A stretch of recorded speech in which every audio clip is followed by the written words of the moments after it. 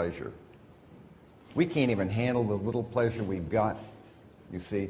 The most pleasurable thing you've known is 1,000 removed from the wellspring. And even that's too much for us to handle, you see. We're not in this world able and ready to receive what God has got in store for you. But he says, child, you got to trust me for this. I'm going to more than make it up for you. Anything you seem to have lost, you haven't seen anything yet. I have plans for you that so transcend what anything the world could provide that you will, in fact, be satisfied. This is why he says, I consider the sufferings of this present time aren't even worth comparing with the glory to be revealed to us. This is, I think, a very important concept about the pleasures that God has prepared for us. But he goes on to say, he says, in view of this, let us also lay aside every encumbrance, just as they did, and sin which so easily entangles us. And let us run with endurance the race that's set before us. As runners, then, let's get rid of these weights. Let's get rid of these encumbrances so that we can run freely without all these things weighing us down. He goes on to say then, verse 2, Hebrews 12:2, fixing our eyes on the other runners. He does not say that. Where do you fix your eyes? On Jesus, the author and perfecter of faith, who for the joy set before him endured the cross, despising the shame, and sat down at the right hand of God. He says, don't look at the other runners. Focus your eyes on Jesus. Look at the goal. And this is, I think, the course of wisdom. Because you see, if you compare, what will happen is you'll come to life out of a deficiency mindset. Yes, there's also the possibility of comparing downward. And that's a loser's game, too, because then you feel proud and arrogant because you have more than another person. But generally speaking, you don't win by comparison. But at any rate, often comparison produces covetousness because we covet what others have and feel that we ought to have what they've got. And instead of loving our neighbors, we find ourselves loving what they possess. And there's a great danger in that. Yes, Joe? Talk about discerning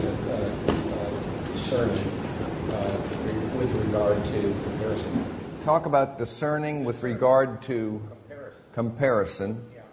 Well, again, my standard's going to have to be, if I set my eyes on Jesus, the issue is going to be, my comparison is, where am I now and where does he want me to be?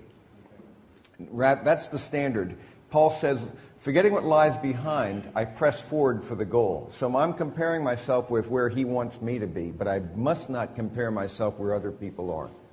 That's the standard. The standard is him, and the standard is, but I do have it, and that's why you want to be careful not to become mediocre or complacent. You don't want to, so there's a tricky business, this. On the one hand, you're called to be content. On the other hand, you're not called to be a slob. You see, you're called to, in fact, press on to excellence. How do you work with that?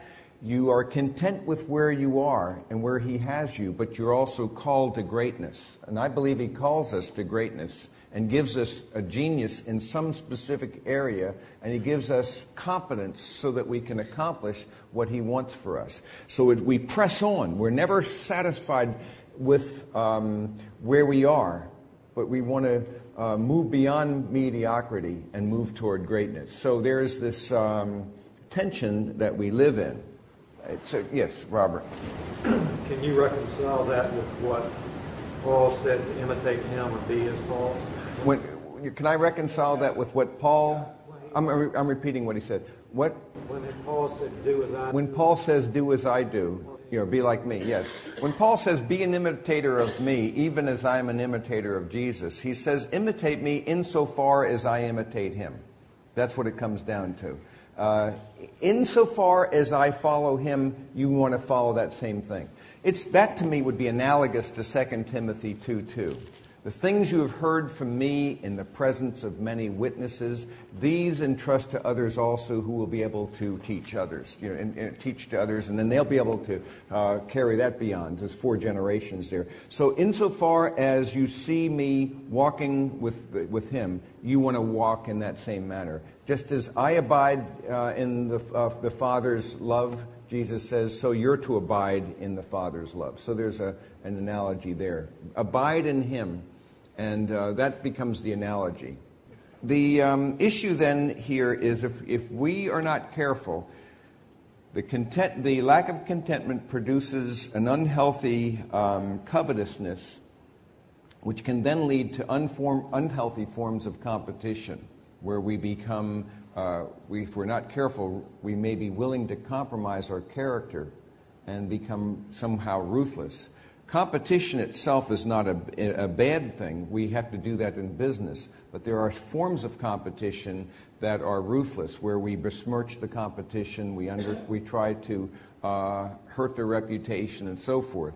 And so there are going to be possibilities here. If we're not careful, we could compromise our character by cutting corners, misrepresenting the truth, cheating, using people as objects to accomplish our self-driven purposes, that sort of thing. And those are all, I fear, dangerous strategies to take. This is all, I think, a product of not allowing Him to determine the content, but trying to control that ourselves. However, what happens if you say, no, Lord, you know what's best for me, and you can pull it off? You are in control. You know what's best for me. If I say that, then I want you to be the one that I'm going to look to determine. I'm going to fix my eyes on you, not the other runners. Then what can happen, I think, is as I wait upon the Lord, I can learn contentment, because I'm putting now my hope in His character rather than my concept of what my life ought to look like. And when I do that, then I learn the secret here, as Paul describes it in Philippians chapter 4, of contentment. So he writes to the Philippians, and he tells them, not that I speak from want, I've learned to be content in whatever circumstances I am. Philippians 4:11. I know how to get along with humble means. I also know how to live in prosperity. In any and every circumstance I've learned, and he calls it a secret of being filled and going hungry, having abundance and suffering need. I can do all things through Him who strengthens me. So he's saying then that I am approaching life then, and I recognize there are times of abundance and there are times when there is a lack. But I've learned to be content because I know that God is in control and always wants what's best for me. I believe that also would be characteristic of Hebrews 13. If you go to Hebrews 13, another text on this contentment. Hebrews 13:5. Make sure that your character, and key word there is interesting, character, relates to this. Make sure that your character is free from the love of money. Because if it's pursuing, it's lusting after that, your character will be compromised. But make sure your character is free from that, being content with what you have, for He Himself has said, I will never desert you, nor will I ever forsake you. He says, look, you put yourself in my hands, I'm not going to let you down. I'm going to hold on to you and cling to you. And you're going to have to trust me when things don't make sense to you, but I will be there for you. And the other text that comes to my mind is in 1 Timothy chapter 6. When he says, godliness, 1 Timothy 6:6, is actually a means of great gain when accompanied by contentment. And he says, we've brought nothing into the world, so we cannot take anything out of it either. We've all heard that phrase, there's no U-Haul behind a hearse. You see, you just can't take it with you.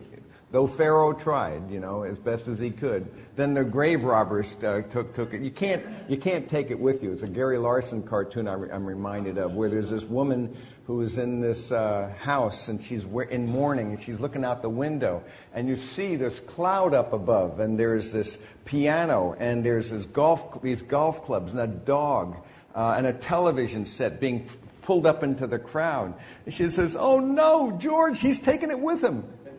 The idea that you can't take it with you. Well, he's taking it with him. The fact is that you can't take it with you. How much did he leave behind? How much did he leave? Everything is always the answer to that question. What did the guy leave behind? He left everything.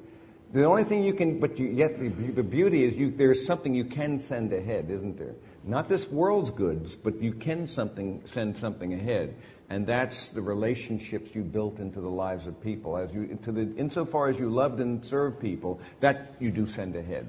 There will be people waiting to welcome you